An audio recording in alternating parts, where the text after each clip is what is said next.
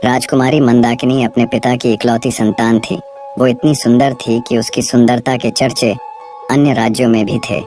उसमें सौंदर्य के साथ साथ सदाचार, प्रतिभा आदि और भी सद्गुण थे, परंतु सब सद्गुणों तथा पिता के स्नेह ने उसे अभिमानी बना दिया। उसका अहंकार इतना बढ़ गया था कि वो किसी दूसरे को अपने सामने कुछ समझती ही नहीं थी। अनेक राजकुमारों ने उससे विवाह करना चाहा, किंतु किसी को वह अपने योग्य माने तब तो। राजकुमारी की अवस्था दिनों दिन बढ़ती जा रही थी। महाराज को लोक निंदा का भय था। लोग कानाफूसी करने भी लगे थे, किंतु राजकुमारी अपने अहंकार में चूर थी। वह किसी भी राजकुमार को देखने तक को भी प्रस्तुत नहीं होती थी। अंत में महाराज ने पड़ोस के युवक राजा रंगमोहन के साथ एक योजना बनाई और घोषणा कर दी कि राजकुमारी के आगामी जन्मदिन पर प्रातः काल जो पुरुष नगर द्वार में पहले प्रवेश करेगा, उसके साथ राजकुमारी का विवाह कर दिया जाएगा, फिर वह कोई भी हो। राजकुमारी का जन्मदिन का दिन आ गया। प्रातः काल नगर द्वार में सबसे पहले आने वाले पुरुष को राजसेवक पकड़ लाए। वह था फटे चिथड़े लपेटे एक भिक्षुक, परंतु वह जवान था, सुंदर था और पूरा अलमस्त था। उसके मुख पर एक अलग ही तेज नजर आ रहा था। महाराज ने राजपुरोहित को बुलवाया और बिना किसी धूमधाम के भिक्षुक के साथ राजकन्या का विवाह कर दिया। राजकुमारी चिल्लाई और रोते रोते उसने अपने सुंदर नेत्र लाल बना लिए, किंतु आज उसके पिता निष्ठुर बन गए थे। उन्होंने पुत्री के रोने चिल्लाने पर ध्यान ही नहीं दिया। भिक्षुक को केवल 5 स्वर्ण मुद्रा देकर उन्होंने कहा, तू अपनी पत्नी को लेकर मेरे राज्य से शीघ्र निकल जा, और याद रखना, यदि फिर तू या तेरी पत्नी मेरे राज्य में आए तो प्राण दंड दिया जाएगा। चलो मंदाकिनी।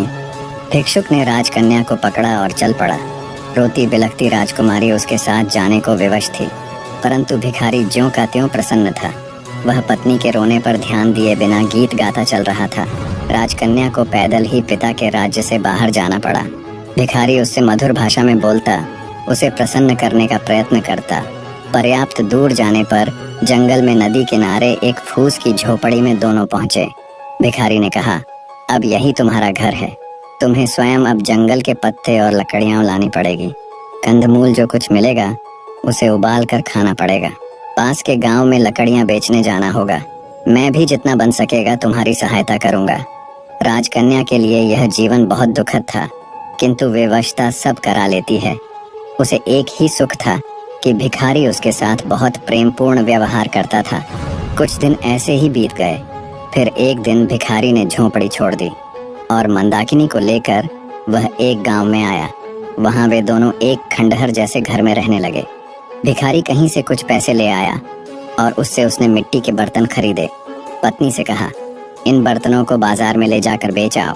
किसी समय जो राजकन्या थी उसके लिए सिर पर बर्तन उठाकर बाजार में जाना बड़ा कठिन काम था, किंतु मरती क्या करती, उसे जाना पड़ा। भिखारी ने उसे स्पष्ट कह दिया कि यदि उसकी आज्ञा का पालन न करना हो तो वह मंदाकिनी को छोड़कर चला जाएगा। बेचारी मंदाकिनी बर्तन सिर पर उठाकर बाजार गई। उसे बर्तन बेचना तो आता नहीं था, दूसरों से नम्र व्यवहार करना भी नहीं आता था। बाजार में बर्तन रखकर वह उनके पास खड़ी रही, क्योंकि जमीन पर बैठना उसे बहुत बुरा लग रहा था। उसे कुछ ही देर वहां खड़े हुए हुई थी कि एक घुड़सवार युवक बाजार में आया। उसने मंदाकिनी से बर्तनों के दाम पूछे। मंदाकिनी ने रूखे स्वर में दाम बताए तो घुड़सवार लौट पड़ा। मोड़ते समय उसका घोड़ा भड़क उठा। फलतः घोड़े के पैरों की ठोकर से सब बर्तन फूट गए। घुड़सवार बिना कोई ध्यान दिए वहां से चला गया। अब मंदाकिनी को काटो तो खून नहीं। बेचारी रोती हुई घर लौटी। भिखारी आते ही क्रोधित होगा, ये बात सोच सोच कर उसके प्राण सूखे जा रहे थे। भिखारी आया तो देखा रो रो कर मंदाकिनी की आंखें सूज गई थीं। वह कुछ नहीं बोला, परंतु दूसरे दिन कहा, मंदाकिनी, तुम्हें कुछ नहीं आता। मिट्टी के सभी बर्तन टूट गए। अब हम दोनों का निर्वाह कैसे होगा? एक उपाय है, नगर में चलते हैं। सुना है राजा रंगमोहन बहुत दयालु है। उसकी पाकशाला में तुम्हें कोई नौकरी दिलवाने का प्रयत्न करूंगा। तुम्हें काम मिल जाए तो तुम्हारी ओर से निश्चिंत होकर मैं भी कहीं अच्छे पैसे वाला ढंग का काम ढूंढ लूंगा। कुछ धन एकत्र हो जाने पर कोई व्यापार कर लूंगा और तब तुम्हें भी अपने पास बुला लूंगा। राजा रंगमोहन का नाम सुनकर मंदाकिनी ने लंबी सांस ली। एक समय इस नरेश ने उससे विवाह करने का प्रस्ताव किया था। आज वह राजरानी होती, किंतु हाय रे ये घमंड, आज उसी राजभवन में वह दासी बनने जा रही है। जाने के अतिरिक्त कोई दूसरा रास्ता नहीं था। मंदाकिनी नगर में गई और राजा की पाकशाला में उसे नौकरी मिल गई। भिखारी उससे विदा होकर कहीं चला गया। मंदाकिनी का गर्व नष्ट हो गया था, उसका स्वभाव बदल गया था। अब वह अत्यंत विनम्र, परिश्रमी और सावधान सेविका बन गई थी। रसोई घर की अध्यक्षा रंभा कुमारी उसके कार्य से अत्यंत संतुष्ट थी। बसंत पंचमी आई।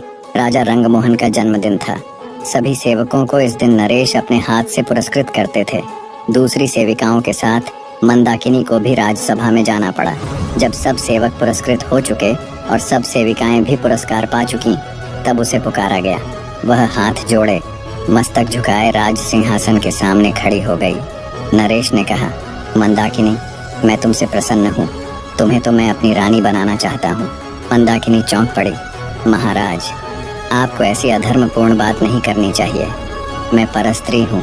क्या हुआ जो मेरा पति भिक्षुक है? मेरा तो वही सर्वस्व है। उसे छोड़कर मैं दूसरे किसी की सोच भी नहीं सकती। वही मेरा स्वामी है। आपकी मुझ पर बहुत कृपा है, तो इतना अनुग्रह करें कि मेरे पति का पता लगवा कर उसे बुला दें। मैं पाकशाला में सेवा करके प्रसन्न हूँ। महाराज रंगमोहन चले गए और थोड़ी देर में वह भिखारी राजमहल से निकला। मंदाकिनी उसे देखते ही दौड़कर उसके पैरों पर गिर पड़ी। भिखारी मुस्कुराया और बोला, मंदाकिनी, मुझे ध्यान से देखो तो तुम्हें मुझ में और रंगमोहन में कुछ सादृश्य नहीं मिलता। भेद खुल चुका था। भिखारी के वेश में उसको ग्रहण करने वाले स्वयं राजा रंगमोहन ही थे और वह थी उनकी महारानी।